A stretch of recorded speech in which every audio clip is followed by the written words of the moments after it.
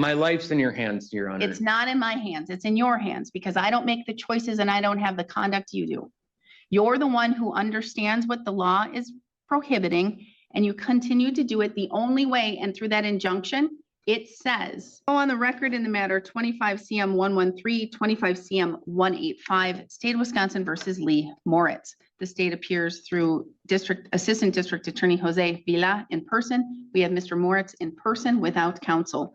We're set today in these matters for an initial appearance in the 185 case and a status in the other. Mr. Moritz, did you receive a copy of that new complaint? And that's what it looks like in your hand? Yes. Did you read it? I didn't read the whole thing. But do you understand that charge and that maximum penalty? I really don't. Okay, well, it's easy. I'll just go over with you and you'll totally understand. It's alleging that on or around June 13th, 2025, you knowingly, you did so understandingly that you violated an injunction, which is a restraining order as people know it in lay terms. An injunction where you're not supposed to have any contact at all in any way, shape, or form at all with an individual in 24 CM 120. So they're alleging on June 13th, 2025, you violated that, you broke the law, you had contact. Don't say a word. You could, upon conviction, you could be fined not more than $10,000 and have incarceration of not more than 9 months in jail. So that's that maximum penalty associated with the charge and what the state would have to prove. Okay, and it's alleging that you did have contact, you knew you had contact, and you knew you weren't supposed to have contact with that domestic abuse injunction. Okay, I would not say any facts about the case because anything that you say here today can be used against you. Okay, but if you have a question, an administrative question, I can answer that. I spoke to Jose and he didn't help me at all. I had a lot. Not supposed to. He's state. He's on the opposite side. Oh, I see. I don't know how this works. Okay. I have no idea how this works. He's the attorney that prosecutes you that doesn't want, that he's wanting to protect the public interest. At this stage, the courtroom isn't focused on proving guilt or innocence. The immediate concern is whether the defendant understands the legal restrictions already in place. As the judge explains the process, it becomes clear that confusion about the system won't change the court's expectations. The decisions made from this point forward could have serious legal consequences. And the allegations in both of these complaints, because they're very similar. So he's not the guy who can help you.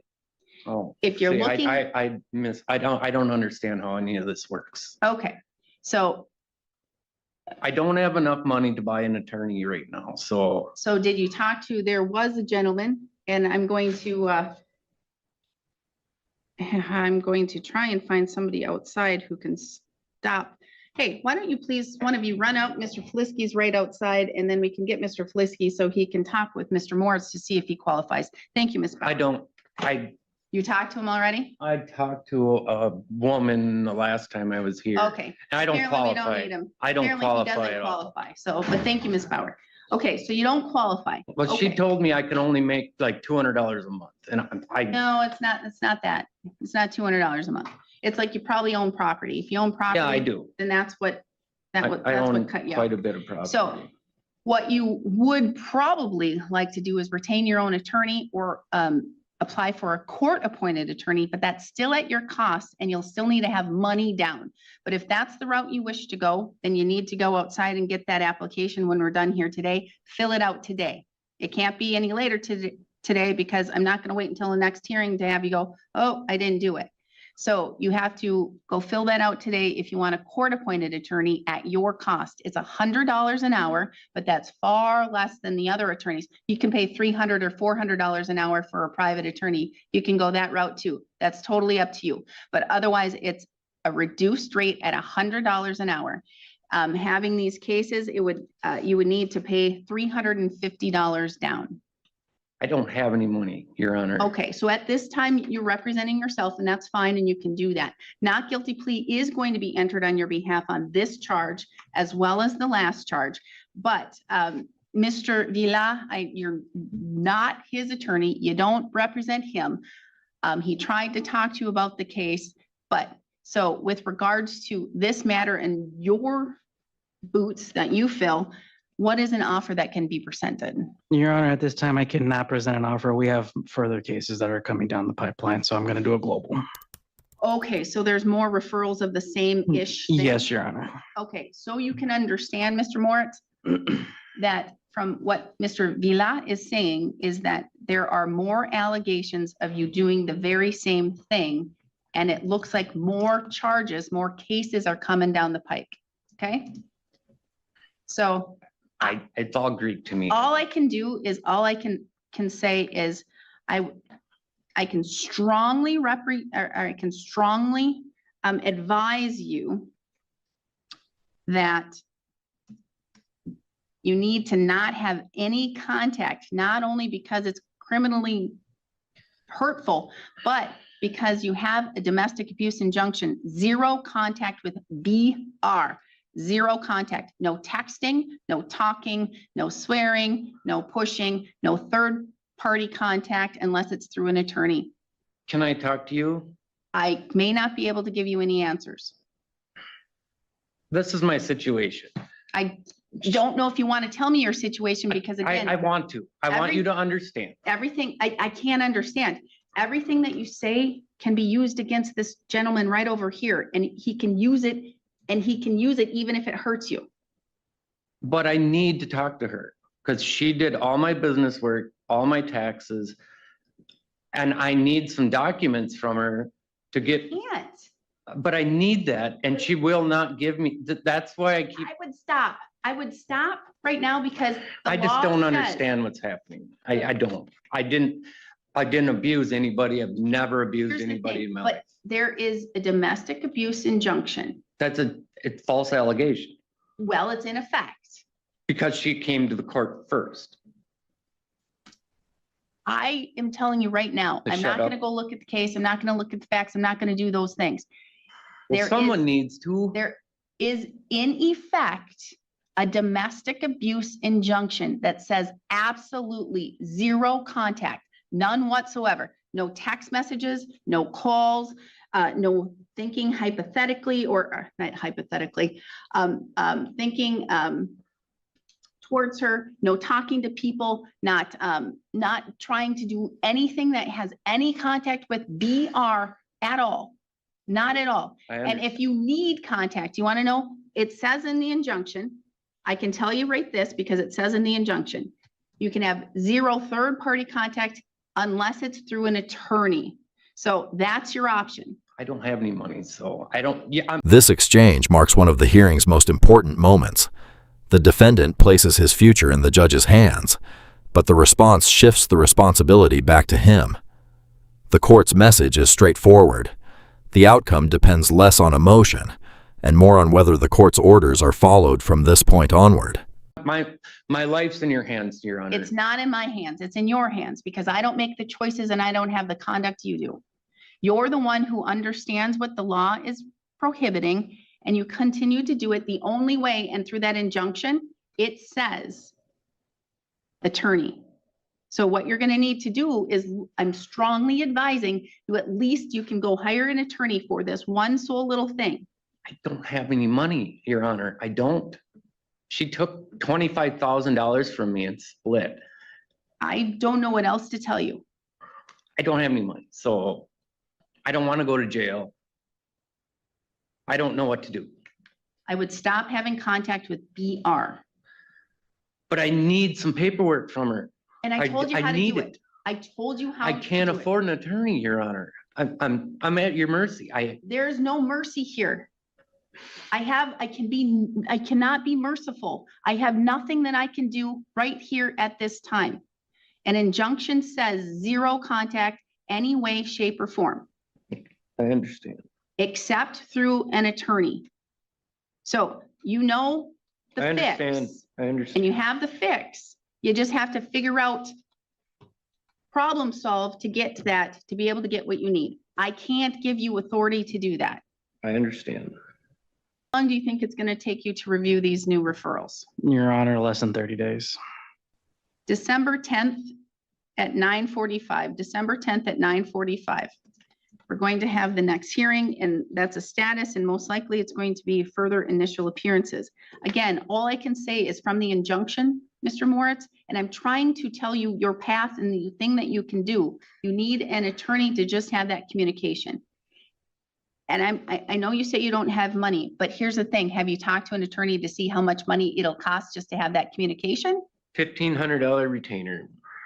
Well, how many attorneys did you talk to? Benson. Oh, one. There's multiple other attorneys to talk to that don't charge $1,500 retainer just to send a letter to try and get business documents. There's more than one attorney in the world, okay?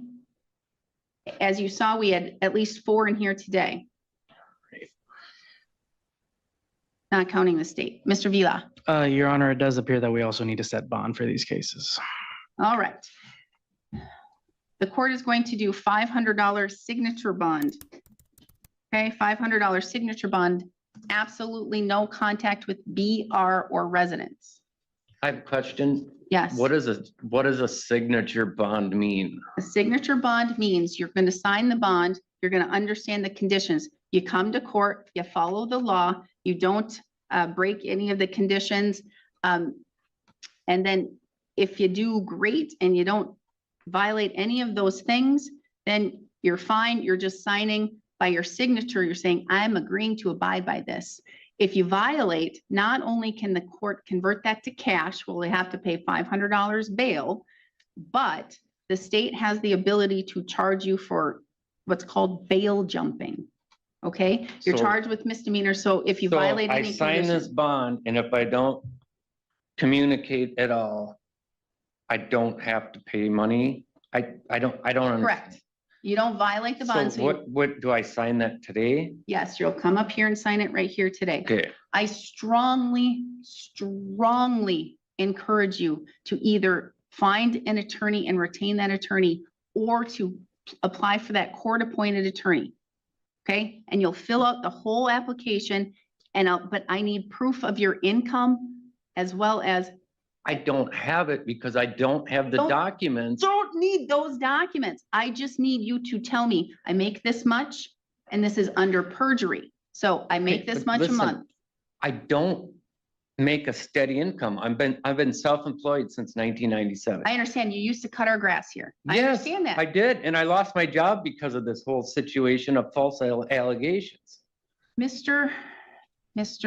Moritz, I don't understand any of this. I've never been in trouble with the law. here's the thing. You know people who know about the law. I know that. So go talk to people who know about the law. And either apply for a court-appointed attorney. That's an option right there. And you don't even have to say, I don't need to know, I make $100 this month, I make $300. Well, that's the thing. It all depends on the weather. If it rains, I mow. If it snows, I plow. You If it have an doesn't rain or snow, I don't make any money. You have an idea. You have an idea of how much you make, okay? You have an idea. I don't make enough to pay my mortgage right now. It's been dry for 6 years. Then it sounds like you could look at other employment opportunities as well. But here's the I'm thing. 49 years old. I'm not going to argue with you. I don't want to argue, Then Judge. I just stop. want to go home. I gave you my option. As the hearing moves toward its conclusion, the legal issues appear to be expanding rather than narrowing. The discussion is no longer limited to the current allegation, with the possibility of additional referrals raising the stakes. For the court, the priority remains compliance with the existing order, while every future decision could significantly affect the direction of the case. You have those options. You need to choose one of those options because it sounds like it's going to get a little bit deeper because the state has more referrals. I don't know how many, but it could be 2 or more cases, 2 more referrals. I text a couple times. An injunction means no contact, none. I understand. What if she contacts me though? And I'm not allowed to Ignore contact? it. Can you make sure there's no contact on the bond? That's what I said. Oh, okay. I just want to make sure. So if she contacts you, you do not even respond. I can't talk to you because that's violating. Sounds like it's, kind of lopsided. Why can she contact you and you can't contact her? That's what I don't Because understand. it's the law. See, I don't understand the law. I'm not a judge. I'm not a lawyer, Locker. but I need that paperwork. Here's the thing. Again, the only reason why I I don't know want- this, I the don't- I- only reason why I know this is because you brought your sister with you at the last hearing, that your sister's a law enforcement officer. You know somebody to talk to who knows the law. She knows the law. She knows the law. She's an officer of over 20 some years, maybe 30. She's an officer. 30 years. So talk to your sister. And again, I only know that from the last hearing you were here. So you can't be trying to wishy-washy, tell me you don't understand the law, you don't know the law. I don't. You know an expert, a law enforcement officer. She can tell you all the things. She doesn't, she's not a lawyer. She's a police officer. Who knows the law? And if you say, hey, sister, I have a domestic abuse injunction against me with BR. But Does that's- that mean I can't contact The her? thing is, it's false allegations. That's not justice. It's Okay. all false allegations. Okay, again, Again, I just want to go home. correct. No, you don't want to just go home. You want to continue to argue and to argue and to argue and to argue and to argue. So stop, because I'm not going to do this again. You're getting your one time right now to have your voice be heard, and that's it. Thank you for letting me be heard. And I understand you have these issues, but I can't tell you what to do. Only an attorney can tell you what to do and how to go about it. I've given you your options, All right. okay? Thank you. So Your- come and get your notice. Thank you, Your Honor. We'll see you in December. Sorry. It's not a waste of time, it's my job. You're kind of very